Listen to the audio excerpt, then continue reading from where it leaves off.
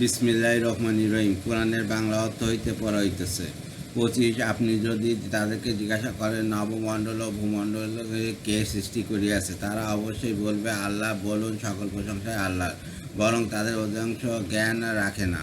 26। নবমণ্ডল ও ভূমণ্ডলে যা কিছু রয়েছে সবই আল্লাহর। আল্লাহ অভাবমুক্ত, প্রশংসিত।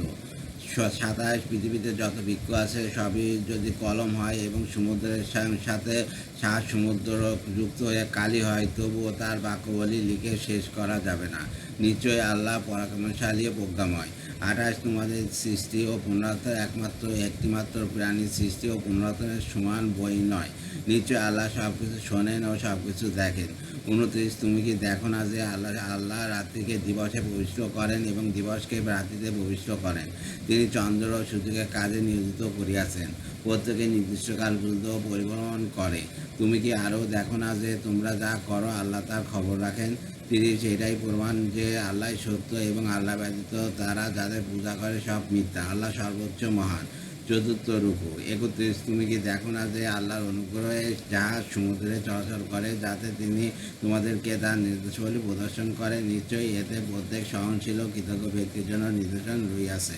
32। যখন তাদেরকে মেঘমালা সদৃশ্য তরঙ্গ আশ্রিত করে নেয়, তখন তারা খাঁটি মনে আল্লাহকে ডাকতে থাকে। অথবা তিনি যখন তাদেরকে স্থলভাগের দিকে উদ্ধার করে আনেন, তখন তাদের কেউ কেউ স্বল্পপথে চলে। কেবল মিথ্যাচারী অকৃতজ্ঞ ব্যক্তি আমার নির্দেশনাবলী অস্বীকার করে। 33। হে মানব জাতি, তোমরা তোমাদের পালনকর্তাকে ভয় করো এবং ভয় করো এমন এক দিবসকে যখন পিতা পুত্রের কোনো উপকার করতে পারবে না। নিঃসন্দেহে আল্লাহর ওয়াদা সত্য, অতএব পার্থিব জীবন যেন তোমাদেরকে প্রতারিত না করে।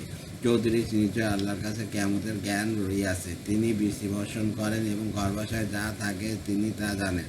কেউ জানে না আগামী করলো সে কি উপার্জন করবে, কেউ জানে না কোন দেশে সে মৃত্যুবরণ করবে। আল্লাহ সর্বজ্ঞ, সর্ব বিষয়ে সম্যক জ্ঞাত। সূরা সিজদা 32 আয়াত 30 মক্কা অবতীর্ণ। রুকু 3। পরম করুণাময় ও অসীম দয়ালু আল্লাহর নামে শুরু করছি। প্রথম রুকু আলিফ লাম মিম। 2 এই কিতাবের অবতরণ বিশ্ব পালনকর্তার নিকট থেকে, এতে কোনো সন্দেহ নেই।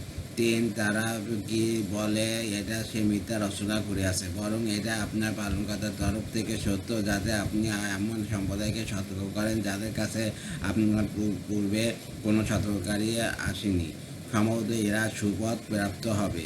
4 আল্লাহ যিনি নবমণ্ডল ভূমণ্ডল এত দুর্বারের মধ্যবর্তী সব কিছু 6 দিনে সৃষ্টি করিয়াছেন, অথবা তিনি আরশে বিরাজমান হইয়াছেন।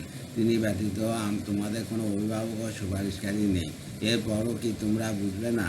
5 তিনি আকাশ থেকে পৃথিবী পর্যন্ত সমস্ত কর্ম পরিচালনা করেন, অথবা তা তার কাছে পৌঁছাবে এমন একদিনে যার পরিণাম তোমাদের গণনার 1000 বছরের সমান। 6 তিনি দৃশ্য অদৃশ্যের জ্ঞানী, পরাক্রমশালী, পরম দয়ালু। 27 যিনি তার প্রত্যেকটি সৃষ্টিকে সুন্দর করিয়াছেন এবং কাদামাটি থেকে মানব সৃষ্টির সূচনা করিয়াছেন। আর অথবা তিনি তার বংশধর সৃষ্টি করেছেন তুচ্ছ পানির নির্যাস থেকে। 9 অথবা তিনি তাকে সুষম করেন, তাকে তাতে রূহ সঞ্চার করেন এবং তোমাদেরকে দেন কর্ণ, চক্ষু, অন্তঃকরণ। তোমরা সামান্য কৃতজ্ঞতা প্রকাশ করো। 10 তারা বলে আমরা মৃত্তিকায় মিশ্রিত হয়ে গেলেও পুনরায় নতুন করে সৃজিত হব কি? বরং তারা তাদের পালনকর্তার সাক্ষাৎকে অস্বীকার করে। 11 বলুন, তোমাদের প্রাণ হরণের দায়িত্বে নিয়োজিত ফেরেশতা তোমাদের প্রাণ হরণ করবে, অথবা তোমরা তোমাদের পালনকর্তার কাছে প্রতিপালিত হবে। দ্বিতীয় রুকু। 12 যদি আপনি দেখতেন যখন অপরাধীরা তাদের পালনকর্তার সামনে নতশির হইয়া বলবে, হে আমাদের পালনকর্তা, আমরা দেখিলাম, শ্রবণ করলাম, এখন আমাদেরকে পাঠিয়ে দিন, আমরা সৎকর্ম করব, আমরা দৃঢ় বিশ্বাসী হইয়া গিয়াছি। 13 আমি ইচ্ছা করলে প্রত্যেকটি সঠিক দিক নির্দেশন দিতাম, কিন্তু আমার এই উক্তি অবধারিত সত্য যে আমি জিন ও মানব সকলকে দেয়ায় অবশ্যই যার নাম পূর্ণ করব।